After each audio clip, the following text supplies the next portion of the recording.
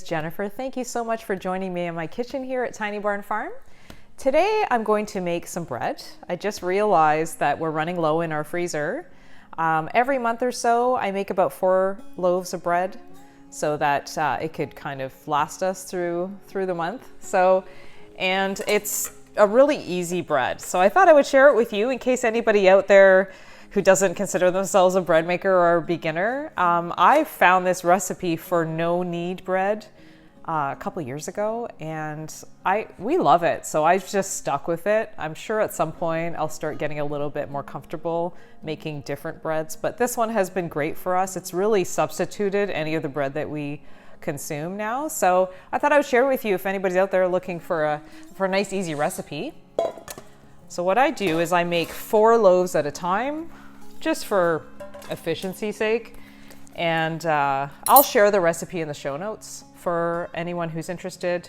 It's super easy. So yeah, let's get started. I've warmed up some water in my kettle. I haven't boiled it. It's just like warm, almost hot, but not quite. And I use traditional yeast. So this is just the regular traditional yeast, not the quick yeast. So this is just the basic, some salt. So we're not going to need much of that, just a teaspoon, I think. And I'm also going to add in a little bit of pumpkin seeds just to add some nutrition to the bread, and also a seed sprinkle. This is an organic seed sprinkle. I got this at Organic Matters. Every once in a while I order from them.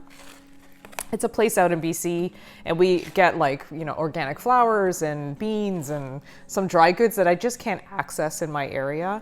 So Northern Ontario is relatively limited in what we can find. So I do get some things shipped in, and we tried this and I really like it in the bread. So I'm gonna add that in. I also usually use Anita's flour, Anita's organic flour, but for some reason the store that I buy it at in the area hasn't had it for a while, so I did just pick up some organic flour. I'm gonna mix in a little bit of whole wheat, but generally I use white and whole wheat as a mix. So yeah, let's get started. I'm gonna do 1.5 cups of whole wheat and 3 cups of white. Because it calls for 4.5 cups, 4.5, yeah. So let's just add a little whole wheat in there.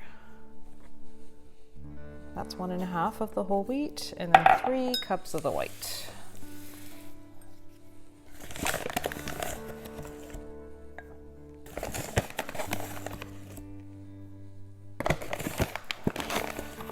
This is a 2-cup measuring cup.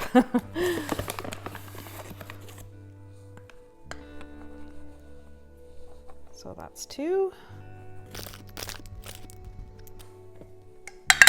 3 cups.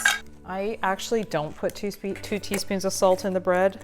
I find that like 1 or just like a heaping teaspoon. So it's probably about 1.25 is plenty.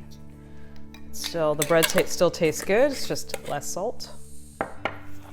And I'm going to sprinkle in about 1/4 cup of these. You can kind of add whatever you want. Like you can make cinnamon bread, you can make it more garlicky, onions. I find seeds are kind of nice because then it doesn't really add a flavor, but it adds just a little bit of texture. And then the seed sprinkle, I'm just gonna add, I don't know, that's probably about 1 tablespoon if you want to add seeds. And this is a mix of like flax seeds and hemp hearts, sunflower seeds, pumpkin seeds, and it's just a nice little blend. And the most important ingredient, so I'm gonna mix that up. I'm just gonna mix that in the bowl so that the whole wheat and the white flour are mixed in nicely, and the seeds. And then it asks for a teaspoon of yeast. I usually put a bit of a heaping teaspoon. I don't know, it just makes me feel better about like a rise that will be guaranteed. So I sprinkle that through. Mix that in. Make sure it's mixed well. And And now 2.5 cups of water.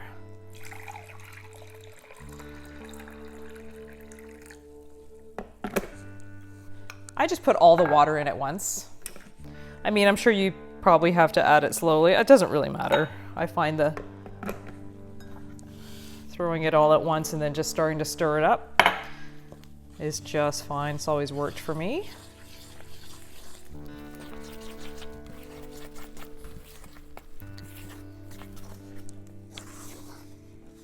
Miles is sitting by the window, nice and quiet, watching me. My constant companion. He's 15 years old and he's just likes to be with me all the time now. Just kind of sweet. All right, so I'll show you what I have. You can use your hands for this too. I just hate when the bread dough gets under my fingernails, so I just use a fork instead. So that's kind of what I have now, but I'm going to actually add a little bit more water. Just a touch. You can do this by tablespoon. Just to get it a little bit more sticky, but not too sticky. Because I find if I've added a little bit more water, I get kind of that, it's like wet on the top when it rises and it doesn't bake as well. Oh, there's Miles. He's gonna start walking around. Hey, buddy. Okay, so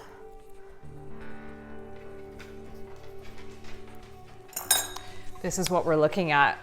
It just is like a ball of dough.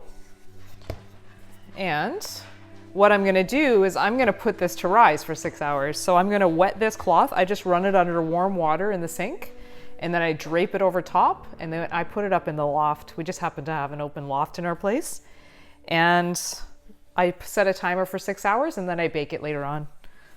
Okay, so I just wring out a damp cloth that was run out of warm water, under warm water, and I just drape it over top,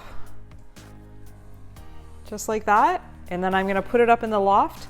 Just any warm place in your house is fine for this. So I just let this rise for 6 hours, 6 to 8 hours. And then after that, it'll be ready to, it'll double in size. So yeah, we'll check to see how that goes.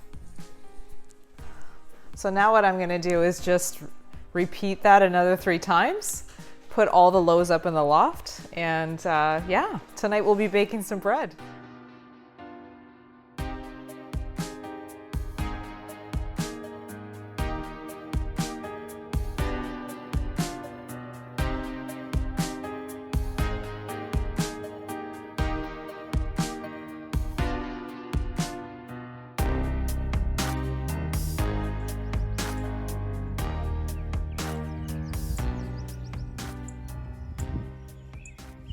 All right, 6 hours have gone by and we've let the bread rise. So now this is what we're looking at. There we go, and there we go. We've got some beautiful loaves. There's a 4th one as well. So I'm going to get this prepared. I'm gonna get the, I use cast iron Dutch ovens. So these are really, really great to have. They're about the 9-inch size.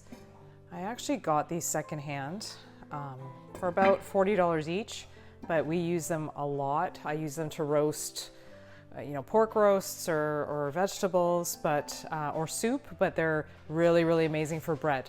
So we get a nice sized loaf out of that.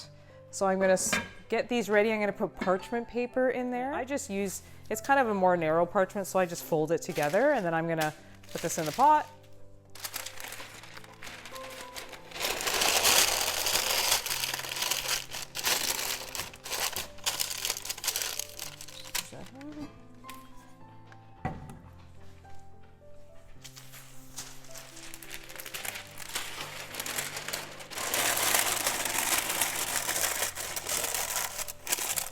Kind of wrap it loosely. Once the bread dough goes in, it'll flatten out. You don't have to use parchment. The reason I use it is so that the pots don't get like really grimy and they're a little difficult to clean. So I just find with the parchment, you can just take the parchment out and just rinse the pot out, and there's not a lot of, you know, burning going on the surface because they're enamel, so I don't like to scrub them with anything. So yeah, we're going to scrape this in, little rubber spatula. Scrape that in the bowl. It doesn't really matter how it lands. They always end up turning out as round loaves. So even if it looks a little weird when it lands in the pot, it doesn't really matter.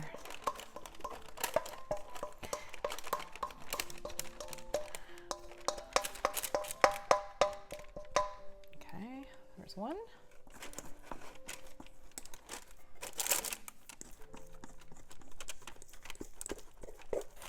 This one's a little more moist, but that's okay. You're going to get some inconsistency with the moisture.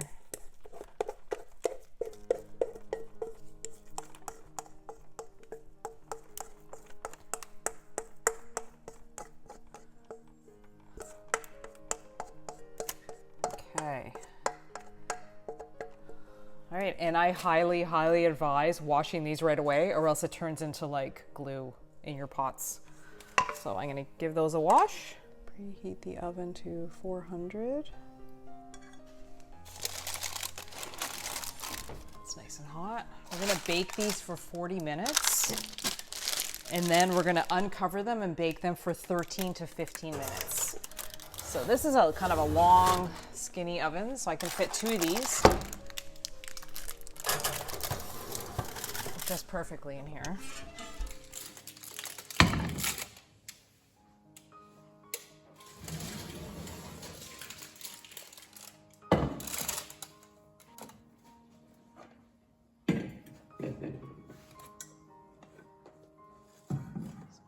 So far, and now we're going to put it back in the oven for 50 minutes and it'll brown. It'll get a little more golden on the top. Pretty good.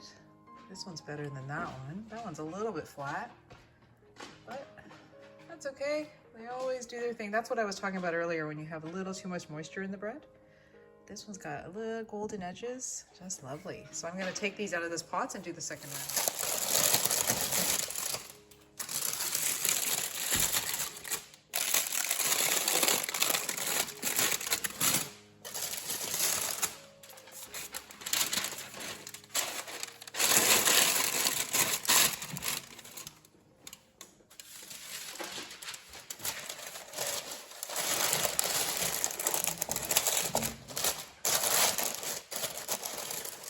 So careful not to burn yourself on these. They get so hot. So I'm always, as much as possible, wearing oven gloves.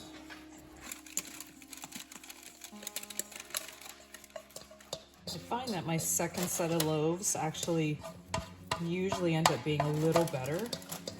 I think because the oven's just hotter. It's been hot for a long time. So it's snug in there. So we're gonna give that 40 minutes.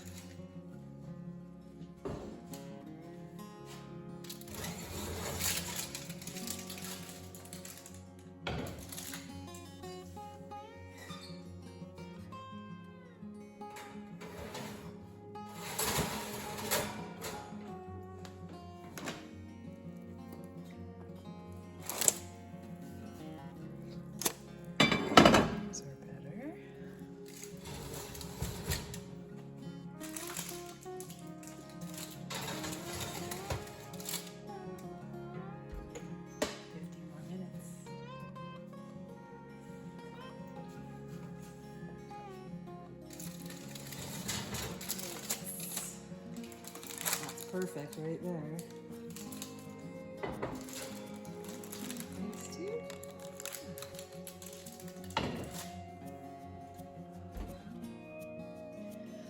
There we are. 2 nice loaves of bread. Just right.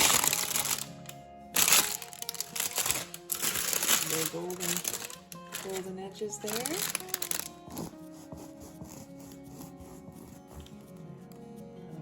With some jam, some butter. Thank you so much for joining me with my bread making. I'd love to hear any recipes that you could suggest so that I can get a little better at making bread. This is kind of the first recipe that I've tried and I've kind of stuck with it, but I'd love to learn sourdough and all those other exciting breads out there. And I guess we will see you next time at Tiny Barn Farm. Take care.